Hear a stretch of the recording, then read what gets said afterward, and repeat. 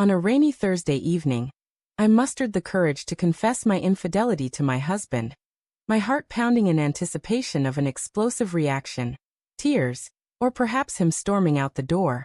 Instead, he remained still, his eyes locking onto mine with an unsettling, silent intensity. That piercing stare made me yearn for a fiery argument over his unnerving tranquility. He didn't ask questions or demand details, only gave a slow, deliberate nod before standing and walking to another room. I followed, desperate to explain, to justify my mistake, insisting it was a brief lapse, meaningless, and that I regretted every second.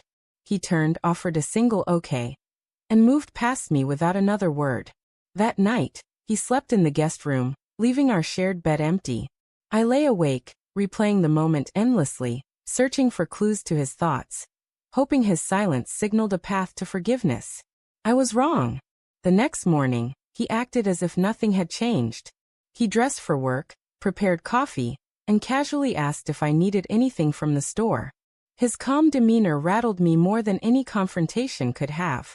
When I asked if he was okay, he flashed a smile that felt too polished and said, "Never better."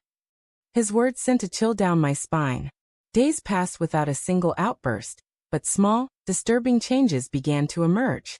He spoke to me only when necessary, avoided any physical touch, and never met my gaze.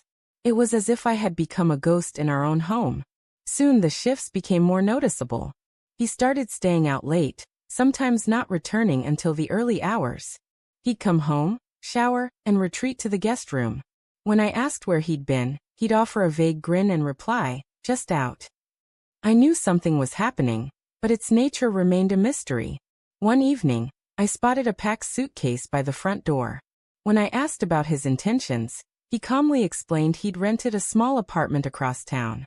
"I'll still pay my half of the expenses," he said evenly. "But space feels necessary." He wasn't pursuing a divorce. He was crafting a subtle, calculated form of justice.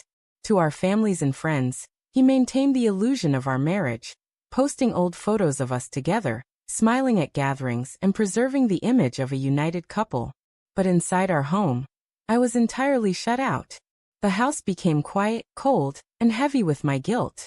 I threw myself into repairing the damage I'd caused, attending therapy, writing heartfelt letters, offering countless apologies, but nothing broke through his stoic resolve.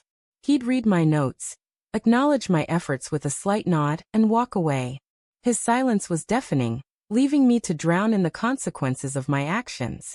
Then I discovered the truth behind his late nights. He had been devoting himself to a charity I once held dear, spending weekends at shelters and orphanages, channeling his energy into acts of kindness and purpose. He had filled the emptiness I created with something meaningful, but he kept me entirely excluded from it. He wasn't cruel. He never raised his voice or exposed my wrongs to others. Yet he made it painfully clear that I no longer had a place in his heart. Instead of seeking revenge, he chose to transcend, becoming a better version of himself while I remained on the outside, watching. I realized his response was far more crushing than any anger could have been. He had found peace with my betrayal, by removing me from his life's narrative. I stayed in our shared home, but I was no longer part of his world. That quiet, intentional detachment cut deeper than any argument ever could. Now I carry the burden of my choices. He moved forward without needing to formally end our marriage. I see glimpses of him, happy, purposeful, surrounded by people who respect him. And I remain in the silence I created, knowing I lost not because he fought me, but because he outgrew me. He didn't destroy me. He allowed me to unravel myself. And somehow, that was more agonizing than anything I could have imagined.